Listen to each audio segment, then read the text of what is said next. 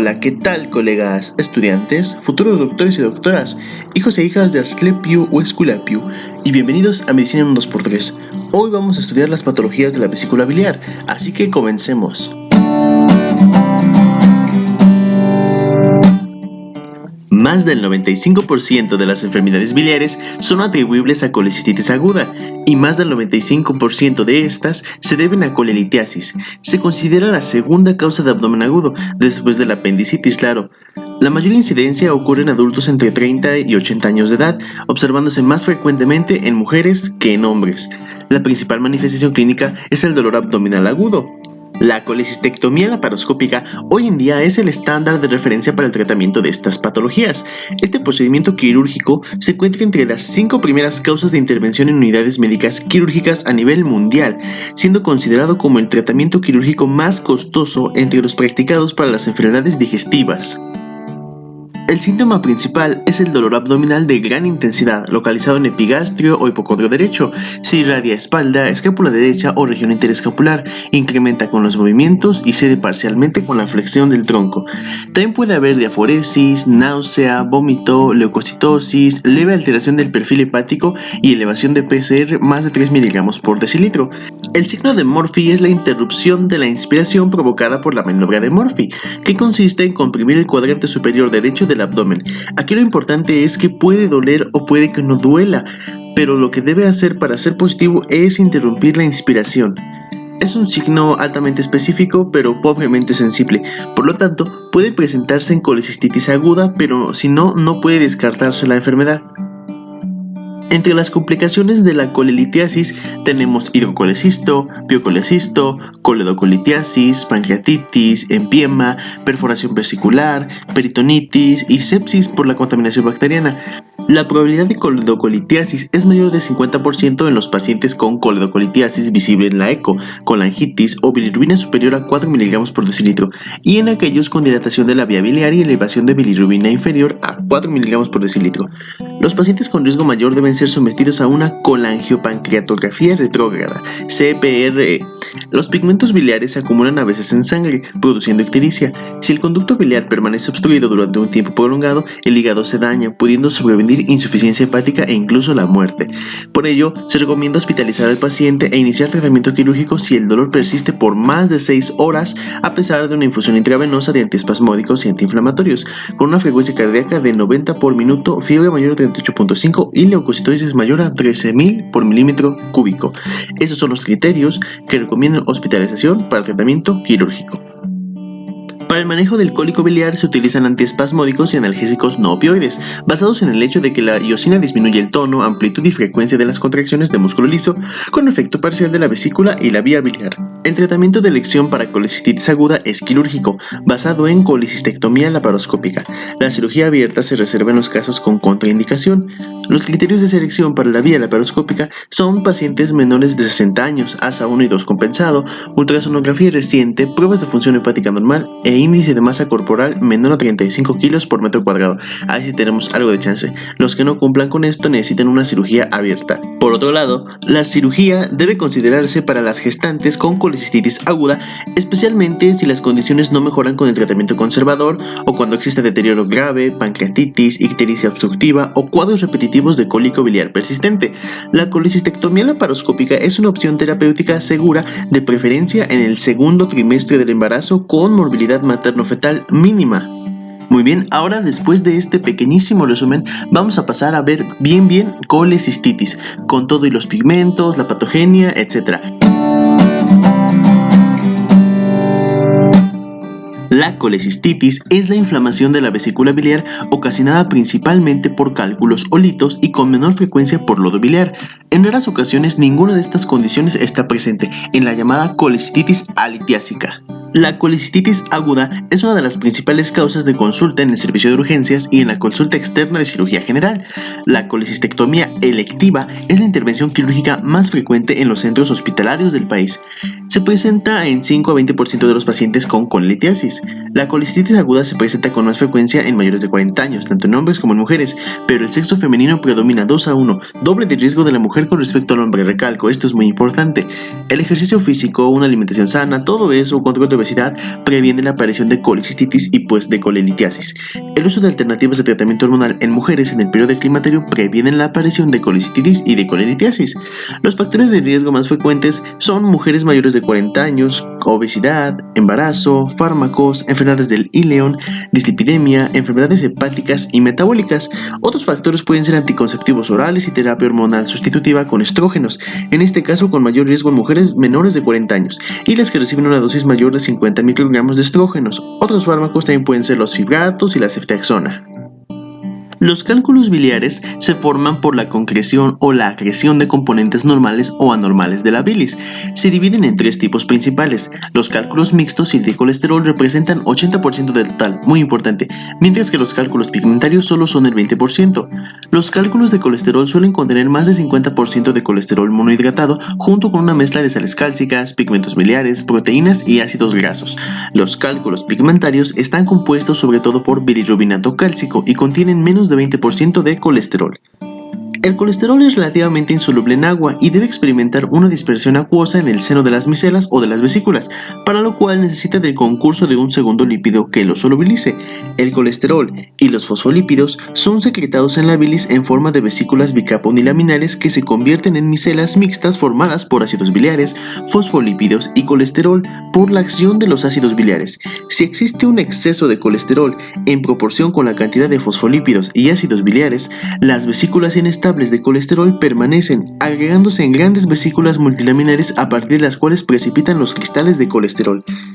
Hay varios mecanismos importantes en la producción de bilis litógena, o sea, bilis formadora de cálculos. El más importante es el incremento de la secreción biliar de colesterol. Esto puede ocurrir en casos de obesidad, dietas hipercalóricas y ricas en colesterol o uso de medicamentos como clofhidrato, y puede ser consecuencia de un aumento de la actividad de la reductasa de hidroximetilglutaril coenzima A, HMG-CoA. Es la enzima limitadora de la síntesis hepática de colesterol. También puede ser por incremento de la captación hepática de colesterol desde la sangre. En los pacientes con cálculos biliares, el colesterol de la dieta incrementa la secreción de colesterol biliar. Esto no pasa en los pacientes sin colelitiasis que consumen dietas ricas en colesterol. Además de los factores ambientales como las dietas hipercalóricas y ricas en colesterol, los factores genéticos también son importantes en la hipersecreción de colesterol y la formación de cálculos biliares. Se encuentra una alta prevalencia de colelitiasis entre los familiares de primer grado de pacientes que la padecen, así como en ciertos grupos étnicos como los amerindios estadounidenses y chilenos, hispanos chilenos y así. Se ha identificado un rasgo genético común en estas poblaciones mediante el análisis del ADN mitocondrial.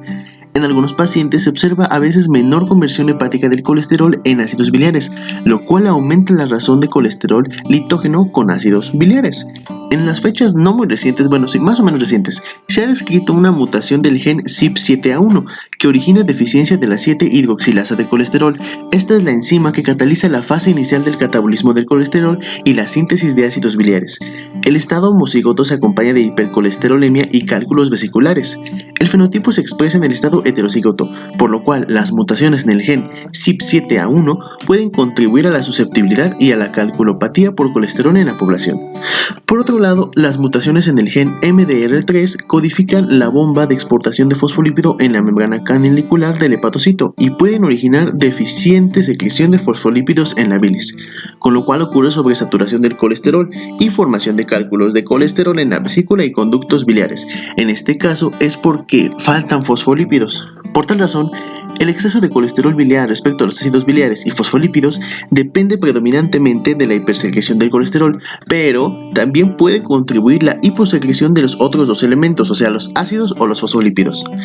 Otro trastorno más del metabolismo de los ácidos biliares que posiblemente contribuye a la sobresaturación de bilis con colesterol es la mayor conversión de ácido cólico en ácido desoxicólico, lo cual sustituye el fondo común de ácido cólico por un fondo de ácido desoxicólico. Esto puede ser consecuencia de una mayor deshidroxilación del ácido cólico y una mayor absorción del ácido desoxicólico recién formado. La mayor secreción de desoxicolato se acompaña de hipersecreción de colesterol en la bilis. Entonces tenemos dos caminos para llegar a lo mismo, los litos. Ok, todo esto puede ser un poco extenso, pero lo más importante lo tenemos en pantalla. Y mucho ojo con las mutaciones del gen CYP7A1 y del gen MDR3. Ok, entonces, aunque la saturación de colesterol en la bilis es un requisito muy importante para la formación de cálculos, por sí solo no basta para desencadenar la precipitación del colesterol. La mayoría de las personas con bilis sobresaturada no generan cálculos, porque el tiempo requerido para que los cristales de colesterol, sufran nucleación y aumenten de tamaño es mayor que el tiempo que se quedan en la bilis. O sea, un importante mecanismo en esto es la nucleación de los cristales de colesterol monohidratado, que está muy acelerada en la bilis litogénica humana. ¿Litogénica o litógena? La nucleación acelerada del colesterol monohidratado en la bilis puede deberse a un exceso de factores pronucleadores o un déficit de factores antinucleadores. Algunas glucoproteínas mucínicas y no mucínicas parecen actuar como factores pronucleadores, mientras que las apolipoproteínas A1 y A2 y otras glucoproteínas se comportan como factores antinucleadores. La nucleación y el crecimiento de los cristales de colesterol monohidratado probablemente ocurren en el seno de una capa de gel de mucina. La fusión de las vesículas produce cristales líquidos que a su vez se nuclean, generando cristales sólidos de colesterol monohidratado. El crecimiento mantenido de estos cristales ocurre por nucleación directa de moléculas de colesterol procedentes de las vesículas biliares sobresaturadas, unilaminares o multilaminares. Un tercer mecanismo importante en la formación de los cálculos es la hipomotilidad de la vesícula biliar. Si la vesícula se vaciara completamente, toda la bilis sobresaturada o que contiene cristales, los cálculos no podrían crecer. Por eso, un alto porcentaje de pacientes con cálculos biliares con litos presentan alteraciones en el vaciamiento vesicular. Los estudios ecográficos demuestran que estos pacientes presentan un mayor volumen vesicular durante el ayuno y también después de una comida de prueba, volumen residual, y que el vaciamiento fraccional después de la estimulación vesicular es menor. El vaciamiento de la vesícula es uno de los principales factores determinantes de la reaparición de los cálculos en los pacientes a los que se les realiza la litotricia biliar. A los 3 años, solo 13% de los pacientes con buen vaciamiento vesicular presentan nuevos cálculos, mientras que el porcentaje se eleva hasta 53% en los que el vaciamiento vesicular está alterado. Ahora, el barro biliar es un material mucoso espeso que al microscopio presenta cristales de lecitina-colesterol, cristales de monohidrato de colesterol, bilirrubinato cálcico y hebras de mucina o un gel mucoso. Es característico que el barro biliar se disponga como una capa en forma de media luna en la zona más declive de la vesícula y se identifique por generar ecos característicos de la ecografía. La posibilidad de la ecografía. La presencia de barro biliar implica la existencia de dos alteraciones: un trastorno del equilibrio normal entre la secreción vesicular de mucina y su eliminación, y nucleación de los solutos biliares. Hay otras dos situaciones que se asocian con la formación de cálculos o de barro, son el embarazo y una dieta muy hipocalórica.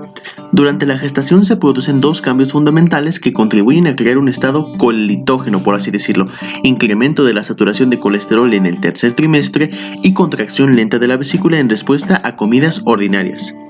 Alrededor del 10 a 20% de las personas que experimentan una reducción rápida del peso corporal inducida por una dieta muy hipocalórica sufren litiasis biliar. La administración de ácido ursodesoxicólico puede prevenir este problema.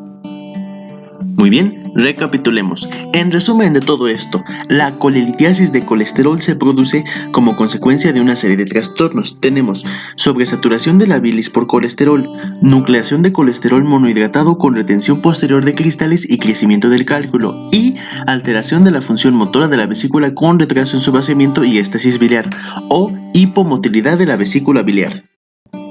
Los cálculos de pigmento negro están compuestos de bilirrubinato cálcico puro o complejos similares a polímeros con calcio y glucoproteínas de mucina. Son más frecuentes en individuos que tienen estados hemolíticos crónicos con aumento de la bilirrubina conjugada en la bilis, o también cirrosis hepática, síndrome de Hilbert y fibrosis quística. Los cálculos vesiculares en individuos con enfermedades o extirpación del ilion o derivación de tal segmento por lo común son también de pigmento negro. La recirculación enterohepática de bilirrubina contribuye a su patogenia. Los cálculos pardos están compuestos de sales de calcio con bilirrubina no conjugada y diversas cantidades de colesterol y proteínas. Estos cálculos son producto de la presencia de mayores cantidades de bilirrubina no conjugada insoluble en la bilis, que se precipita para formarlos. La desconjugación del monoglucurónido o el diglucurónido de bilirrubina, ambos compuestos solubles, puede estar mediada por la glucuronidasa beta endógena, pero también puede deberse a hidrólisis alcalina espontánea. A veces la enzima también se genera cuando la bilis está infectada crónicamente por bacterias. La formación de cálculos biliares pigmentarios es especialmente llamativa en las personas de origen asiático y con frecuencia se asocia a infecciones del árbol biliar. Las manifestaciones clínicas de colecistitis y colelitiasis son signo de Murphy positivo, masa en cuadrante superior derecho, dolor en cuadrante superior derecho, resistencia muscular en cuadrante superior derecho podría ser signo de Sommer, náusea, vómito. Las manifestaciones clínicas de colecistitis y colelitiasis aguda complicada son la vesícula palpable, aquí ya palpamos la vesícula, también fiebre mayor de 39, calosfríos, inestabilidad hemodinámica. La perforación con peritonitis generalizada se sospecha cuando existen signos de irritación peritoneal difusa, distensión abdominal, taquicardia, taquipnea, acidosis metabólica, hipotensión e incluso choque. Se debe considerar el diagnóstico de colecistitis o colelitiasis aguda cuando el paciente presente un signo o síntoma local y un signo sistémico, más un estudio de imagenología que reporte positivo para esta patología. La colecistitis aguda se clasifica en 3 grados de acuerdo a la afectación a otros órganos medido por pruebas de laboratorio, grado 1 leve, grado 2 moderada, grado 3 grave, pero mucho ojo porque no hay prueba de laboratorio específica para colecistitis aguda. Las pruebas que pueden ser útiles son una biometría hemática en la cual podríamos encontrar leucocitosis, proteína C reactiva que puede estar elevada y es de utilidad para confirmar un proceso inflamatorio. Para identificar la gravedad necesitamos tener las bilirrubinas, el BUN, la creatinina, tiempo de protonvina, amilasa sérica. Esta es de utilidad para identificar complicaciones como coledocolitiasis. Ante la presencia de fiebre y sospecha de proceso infeccioso, necesitamos pedir un hemocultivo o un cultivo con la finalidad de seleccionar el agente antimicrobiano. Ante la sospecha de colecistitis o colelitiasis aguda, la eco abdominal, o sea, el ultrasonido, es la prueba no invasiva de primera elección, es el primer paso. Es positivo en el 98% de casos de colelitiasis y podemos encontrar engrosamiento de la pared vesicular. Es importante cuando es mayor de 5 milímetros. También puede haber signo perivesicular, signo de Murphy positivo, alargamiento vesicular 8 centímetros axial, 4 centímetros diametral, un lito encarcelado, una imagen de doble riel, una sombra acústica, ecos intramurales, en fin, la ecografía es el estudio que se indicará en primer lugar ante la sospecha de colecistitis o colelitiasis. Después podemos hacer una gammagrafía, una tomografía, una resonancia, etc. Si ninguna de estas pruebas nos ayuda, si son negativas, ya tenemos que hacer un diagnóstico diferencial con muchas enfermedades que pueden ser incluso cardíacas o tumores. Una úlcera péptica, apendicitis, obstrucción intestinal, pancreatitis, colangitis, pielonefritis, hepatitis, un infarto de miocardio, rotura de aneurisma aórtico, herpes zóster, etc. En 5 a 10% de pacientes con colecistitis aguda no se detecta en la intervención quirúrgica obstrucción alguna del conducto cístico por un cálculo. En más de la mitad de estos casos no se encuentra ninguna explicación para esta inflamación alitiásica. Existe un riesgo especialmente elevado de sufrir una colecistitis alitiásica asociado a traumatismos o quemaduras graves en el puerperio de un parto prolongado o en el posoperatorio de intervenciones importantes ortopédicas o de otro tipo que no involucren al árbol biliar. Puede complicar periodos de hiperalimentación parenteral prolongada. En algunos de estos enfermos la causa es barro biliar en el conducto cístico.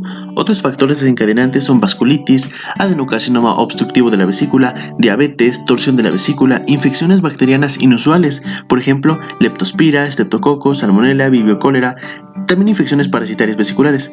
Puede ocurrir colecistitis alitiásica en otros procesos generalizados, como la sarcoidosis, enfermedades cardiovasculares, tuberculosis, sífilis, actinomicosis, y también como complicación de hiperalimentación parenteral prolongada. Reitero, esto es muy importante. Aunque las manifestaciones clínicas de la colecistitis alitiásica son indiferenciables de la colecistitis con cálculos, el cuadro de una enfermedad grave subyacente complicada con inflamación aguda de la vesícula es característico de la enfermedad alitiásica. La eco, la tomografía y los estudios gamagráficos que ponen manifiesto una vesícula agrandada, tensa y estática, sin cálculos y con vaciamiento deficiente por periodos prolongados, pueden ser útiles para el diagnóstico en algunos casos. La frecuencia de complicaciones en la colecistitis alitiásica es mayor que en la litiásica. El éxito del tratamiento de la colecistitis alitiásica aguda depende sobre todo del diagnóstico y la intervención quirúrgica precoz, prestando especial atención a los cuidados postoperatorios. Para la disolución de los cálculos biliares en los pacientes en situaciones especiales, o sea, pacientes de alto riesgo quirúrgico y que rehusan la cirugía, el tratamiento de elección es con ácidos biliares orales, como ácido ursodesoxicólico o ácido quenodesoxicólico, por 1 a 2 años. En presencia de cólico biliar y para evitar el progreso de colecistitis aguda, se recomiendan dosis de 75 mg de diclofenaco intramuscular. El manejo del dolor en pacientes con colecistitis aguda incluye narcóticos, como la meperidina, en presencia del dolor intenso, claro. La selección del antibiótico depende de la susceptibilidad local del germen, conocida por medio del antibiograma. También la administración previa de antibióticos tiene que ver, la presencia o no de disfunción renal o hepática, la gravedad de la colecistitis aguda. El tratamiento antibiótico se indica usando como premisa la gravedad de la colecistitis. En el grado 1, un antibiótico, grado 2 y 3, doble antibiótico. Hay que agregar metronidazol cuando se detecta o se sospecha la presencia de anaerobios. La colecistectomía puede ser realizada por laparotomía o laparoscopía. Se considera temprano si se hace 1 a 7 días después del ataque inicial y tardío si se hace 2 a 3 meses después del ataque. La colecistectomía laparoscópica temprana es el tratamiento de elección, genera una recuperación rápida, requiere menor estancia hospitalaria, reduce costos y genera una reincorporación rápida al trabajo. El tratamiento médico y quirúrgico depende del nivel de gravedad.